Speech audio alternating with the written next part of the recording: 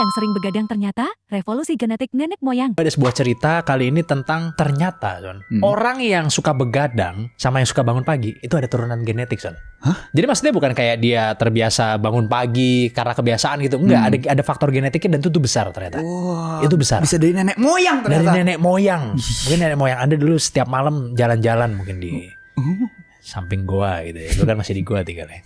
Jadi buat Anda yang suka begadang, ini satu-satunya harapan di konten ini kali ini. Oi. Dengerin Anda. Lu tahu gak sih kalau orang yang suka begadang sama yang suka bangun pagi itu ternyata bisa gitu gara-gara genetik, Son? Bisa gara-gara orang tua juga. Iya bisa, Son. Jadi gini, Son, ceritanya. Ternyata waktu tidur manusia itu terbagi menjadi 3, yaitu night owl atau orang-orang yang suka begadang, early bird atau orang-orang yang suka bangun pagi, dan intermediate chronotype.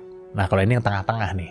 Oh, baru Antara tahu gue ada night yang owl ketiga. dan early bird. Jadi mereka ya aktifnya lebih di siang hari lah gitu. Kenapa bisa gitu? Jadi ada sebuah penelitian yang dilakukan di suku Hadza, Tanzania, yang bisa dibilang masih hidup dengan cara kuno, Son. Penelitian ini nunjukin kalau ternyata di dalam sebuah kelompok, orang-orang itu nggak semuanya tidur di dalam waktu yang bersamaan, Son. Terutama di zaman dulu. Kenapa begitu? Karena di zaman dulu kan manusia tinggal di hutan liar, Son. Atau ya di goa-goa gitu. Tentunya banyak sekali ancaman, Son. Mulai dari binatang buas, sampai ancaman dari manusia lain dong. Mereka selalu bagi-bagi tugas, Son, buat saling gantian jaga. Termasuk di malam hari juga. Karena kebiasaan ini akhirnya terjadi evolusi. Jadi pola tidur tersebut yang berbeda-beda itu dikunci di dalam genetik, Son. Ternyata sekitar 50% dari jam tidur kita itu ditentukan oleh genetik ini. 50%? 50% katanya. Dan di zaman dulu, Son, ya fine-fine aja gitu kalau ada orang yang begadang sama ada orang yang bangun pagi. Sampai akhirnya, Son, manusia masuk ke zaman revolusi pertanian, di mana manusia jadi bergantung banget sama matahari. Akhirnya jadi semakin butuh buat bangun pagi kan. Terus habis itu ya kerja sampai siang. Hal ini membuat early bird jadi standar baru yang harus diikuti orang-orang. Dan orang yang tidurnya malam itu cenderung dibilang males, aneh, dan gak produktif, Son, sama sosial.